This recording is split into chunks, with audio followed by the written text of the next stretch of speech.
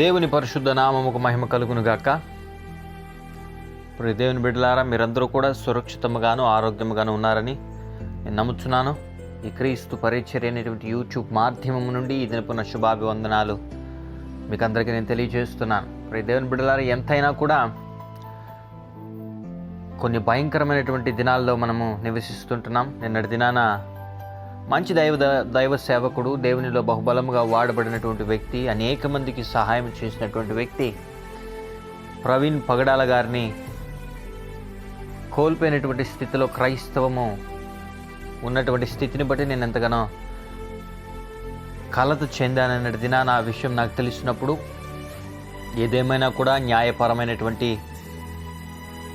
తీర్పు రావాలని చెప్పి మనం ప్రార్థన చేస్తున్నాం. దేవుడు కూడా ఈ పరిస్థితులన్నిటి నుండి క్రైస్తవులకి సంరక్షణ అనుగ్రహించేటువంటి ఓ చట్టపరమైనటువంటి ఆంక్షలు నిర్మింపబడాలని ప్రార్థన చేస్తుంటున్నాం. దేవుని చిత్తములు అవన్నీ జరుగులాగున న్యాయము కోసము మనం ప్రార్థన చేద్దాం. ఎందుకంటే యేసుక్రీస్తు ప్రభు వారినే వెలివేసి మరణానికి అప్పచెప్పినటువంటి జనాలు ఆ కాలంలోనే ఉన్నారు అని అంటే, ఆ దేవుణ్ణి సేవిస్తూ వస్తున్నటువంటి మనల్ని ప్రేమిస్తారు అని అనుకోవడం అది ఎంతైనా దౌర్భాగ్యకరమైనటువంటి విషయం.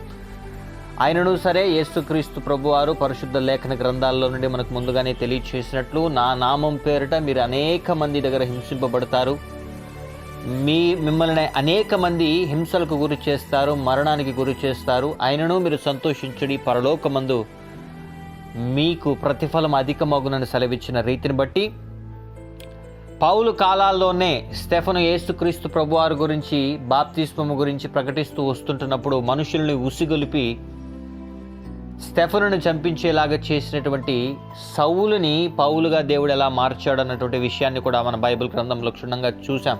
మనం అన్నిటి నిమిత్తమై సమయం కోసం ఎదురు చూడాలి. యేసుక్రీస్తు ప్రభువారు చెప్పినట్లుగా పగ తీర్చుట నా పని.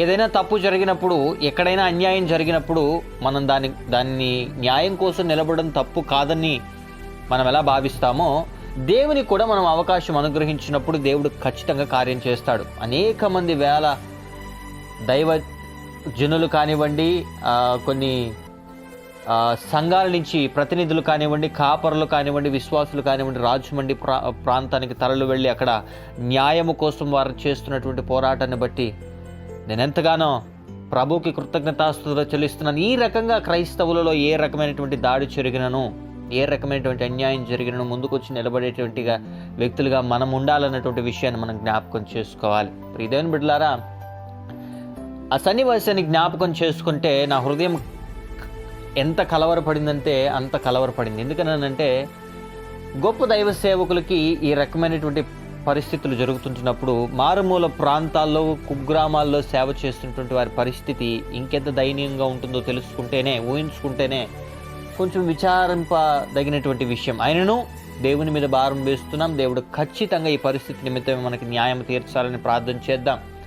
మరి ఫిలిప్పీలకు రాసినటువంటి పత్రికలో 2వ అధ్యాయం 7వ వచనంలో ఒక మాట ఉంటుంది. మనుషుని పోలికగా పుట్టి దాసుని రూపము ధరించుకొని తన్ను తానే రిక్తునిగా చేసుకున్నటువంటి మాట ఒకసారి మనం జ్ఞాపకం చేసుకుంటే, యేసుక్రీస్తు ప్రభువారు కూడా మరణము నొందునంత శ్రమలు ఈ భూలోకం మీద అనుభవించవలసినటువంటి స్థితిని మనం జ్ఞాపకం చేసుకుంటే, మన పాపాల నిమిత్తం ఎలాగైతే ఆయన ప్రాయశ్చిత్తము చేశాడు ఈ భూలోకం మీద, అలానే ఇహలోక సంబంధమైనటువంటి కోరికలతో చుట్టబడినటువంటి ప్రతి మనిషి కూడా రక్షణ బాప్తిస్మంలోకి అడుగుపెట్టిన తర్వాత దేవుని ఎదుట నిలబడి, దేవుని మీద ఆనుకొని, దేవుని మీద ఆధారపడి, దేవుని మీద గురి నిలుపుకున్నటువంటి క్రైస్తవుడు ఇహలోకములో అతను ఇతకు పూర్వకంగా ఉన్నట్లు ఉంటే అతనికి హాని పెద్దగా జరుగుండదేమో, కానీ దేవుని సొంత రక్షకుడిగా అంగీకరించిన తర్వాత మాత్రం టార్గెట్ మనమే అవుతాం. ప్రతిదానికి దురాత్మకి, వాడి సమూహాలకి మనమే టార్గెట్ అవుతాం. ఎందుకునంటే యేసుక్రీస్తు ప్రభువారినే వెలివేసి తృణీకరించి మరణానికి అప్పచెప్పినటువంటి మనుషులు ఆ కాలంలో ఉన్నారు అని అంటే, ఈ కాలంలో టెక్నాలజీ పెరిగిపోయినటువంటి రోజుల్లో గూగుల్లో ఒకటి టైప్ చేస్తే దానికి సంబంధించినటువంటి పురాతనమైనటువంటి శిథిలావస్థలో కలిగినటువంటి సమస్త విషయాల్ని మనం గ్రహించగలిగినటువంటి స్థితిలో ఈ దినాన్ని ఉన్నాం. మరి ఈ దినాల్లో మనల్ని ప్రేమిస్తారు. ఇదిగో మనము మార్పు విషయమైనటువంటి కొన్ని మాటల్ని చెప్తే దానిని అంగీకరిస్తారని అనుకోవడము కొంతమంది అంగీకరించవచ్చు, కొంతమంది అంగీకరించకపోవచ్చు. కానీ ఈ మాటలు క్రైస్తవులకు నేను తెలియజేసేది ఏంటి అని అంటే, క్రీస్తును సొంత రక్షకుడుగా అంగీకరించిన ప్రతి బిడ్డ కూడా మీరు సిద్ధపడాలి. మనకు బాటలే ఉంటాయి, పూల బాటలోనే మనల్ని నడిపిస్తారు, మనకి సన్మానాలు చేస్తారు, జనాలు మనల్ని కీర్తిస్తారు, లేకపోతే మన పేరుని పొగడతారు అన్నటువంటి విషయాలు కాక, శ్రమ వచ్చినను సరే క్రీస్తు కోసం మేము నిలబడేటువంటి వారముగా మారతాం అనేటువంటి నిర్ణయాలు మీరు తీసుకోవాలి. ఎందుకంటే ఆ దినాన యేసుక్రీస్తు ప్రభువారు నిలబడకపోయి ఉంటే ఈ దినాన మనకు ఈ దినమైనటువంటి స్వేచ్ఛ కలిగి ఉండేది కాదు. స్వేచ్ఛ అని అంటే ఇది ఏ రకమైనటువంటి స్వేచ్ఛ అండి అని మీరు అడగచ్చు. నీ జీవితం ఎలా నీవు నిర్మించుకోవాలో నీ చేతిలోనే ఉంది. మంచి మార్గంలో నీవు నడిస్తే సురక్షితంగా నివసిస్తావు. చెడు మార్గములలో అంటే చెడును విత్తి నువ్వు బ్రతకాలి అని కనుక ప్రయత్నం చేసినట్లయితే ఆ చెడే ఒక దినాన్ని నిన్ను మింగివేస్తుంది. చూడండి, విపరీతమైనటువంటి వ్యసనాలకి అలవాటు పడినటువంటి ఒక వ్యక్తి వయసులో ఉన్నప్పుడు తన శరీరం బాగా సహకరిస్తుంది, కానీ వయసు మీరిన తరువాత తన శరీరం తన కంట్రోల్ నుండి వెళ్ళడం తను గమనిస్తాడు. తన ఆర్గాన్స్ ఒక్కొక్కటిగా పాడవపోవడం తను గమనిస్తాడు. డాక్టర్లు సైతం కూడా ఈ రకమైనటువంటి అనారోగ్య పరిస్థితిని కలిగి ఉన్నాడని డిక్లేర్ చేయడం జరుగుతుంది. మంచి మార్గములు అని అంటే దేవుడు మనకిచ్చినటువంటి ఆయుష్ ఏదైతే ఉందో, నేను చెప్పేటువంటి మాట, దానిని మనం పాడు చేసుకోవడానికి ప్రయత్నం చేయకూడదు. ఓవేళ నువ్వు క్రీస్తును సొంత రక్షకుడుగా అంగీకరించి క్రీస్తు నిమిత్తమైనటువంటి శాపాన్ని, క్రీస్తు నిమిత్తమైనటువంటి అవమానాన్ని, క్రీస్తు నిమిత్తమైనటువంటి నిందని, క్రీస్తు నిమిత్తమైనటువంటి మరణాన్ని రుచి చూచినా సరే నీ ధన్యత పరలోక రాజ్యమందు అది అధికముగా ఉంటుంది. ప్రధానుల ఎదుటను, దూతల ఎదుటను దేవుడు నీ ఆత్మకి వెల్కమ్ గ్రీటింగ్స్ ఇస్తూ, ఇదిగో నా ప్రియ కుమారుడు, నేను పొందినటువంటి శ్రమ ఏదైతే ఉందో, నా కష్టం ఏదైతే ఉందో అందులో పాలు పంచుకున్నటువంటి నా కుమారుడు నీవు నేను అని చెప్పుకునేటువంటి బాధ్యత దేవుడు మనకు అనుగ్రహిస్తాడు.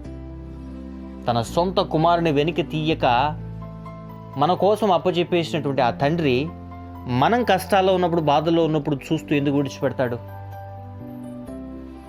ఆ దినాల్లో ఆయన్ని తాను రిక్తునిగా చేసుకుని మరణానికి అప్పచెప్పుకున్నటువంటి దేవుడు నిన్ను నన్ను మరణాన్ని నుంచి తప్పించాడు. కానీ నీ ప్రవక్తన నా ప్రవక్తన మీద ద్వేషై ఉంటుంది మనం ఎలా బ్రతకాలనేది. కొంతమంది మంచి మార్గంలో ఉండి చనిపోతారండి, దాన్ని నేను తప్పనట్లేదు. చెడు మార్గంలో ఉండి మరణిస్తే నీ ఆత్మ ఎక్కడికి వెళ్తుందో ఎవరికి తెలుసు? ప్రియ దేవుని జనాంగమా, మన మీద దుస్తుని చూపు ఎంతైతే ఉందో దేవుని చూపు, దేవుని కాపుదల కూడా అంతే ఉంది. రోజుకొక మరణ వార్త వింటే మన బ్రతుకులు ఏమైపోతాయి ఒకసారి ఆలోచించండి. సువార్త ప్రకటించాలని ఆశ కలిగిన వాడు ప్రాణం కూడా చచ్చిపోద్ది. ఓయమ్మ పోతే సువార్త ప్రకటించకపోతే చచ్చిపోతామేమని. సువార్త అన్నా దేవుని సేవ అన్నా కూడా కష్టతరమైనదే, అవమానంతో కూడిందే, నిందతో కూడిందే.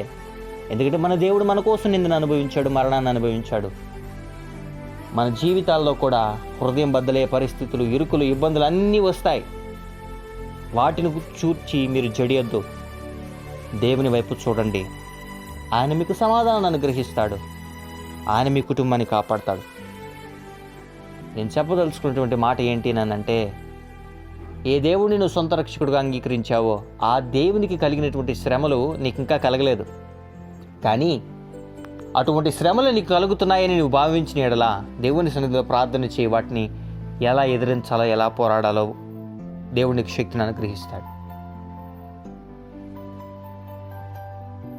మన పాప భారం నిమిత్తమై శిలువలో మరణించినటువంటి దేవుని వైపు మనం చూచినప్పుడు మనం ఎలాగైతే రోధిస్తామో, మనం ఇంకా అదే పాపంలో ఉండి మరణకరమైనటువంటి జీవితాన్ని జీవిస్తున్నప్పుడు దేవుడు కూడా మన వైపు చూసి అలాగే రోధిస్తాడు అన్నటువంటి విషయాన్ని మనం జ్ఞాపకం చేసుకోవాలి. ఇది మన పరిస్థితి ఏదైనా ఉండొచ్చు, బయట అల్లకోలంగా ఉండొచ్చు పరిస్థితులు, కానీ భయపడొద్దు. క్రీస్తు నిమిత్తమైనటువంటి భారం, అది ఏ రకమైనటువంటి సమస్య అయినా మనం మోద్దాం. దేవుడు మనకిచ్చు బహుమానాన్ని మనం పరలోక రాజ్యంలో పొందుకుందాం. అటువంటి కృప దేవుడు మనకందరికి అనుగ్రహించి కాపాడునుగాక. ఆమెన్. ప్రార్థన. మహాపరిశుద్ధుడును, మహోన్నతుడును, సర్వోన్నతుడును, జీవాధిపతి, జీవము కలిగిన రాజా, నీ ఘనమైన శ్రేష్టమైన నామానికి స్తుతులు, స్తోత్రాల, వందనాలు.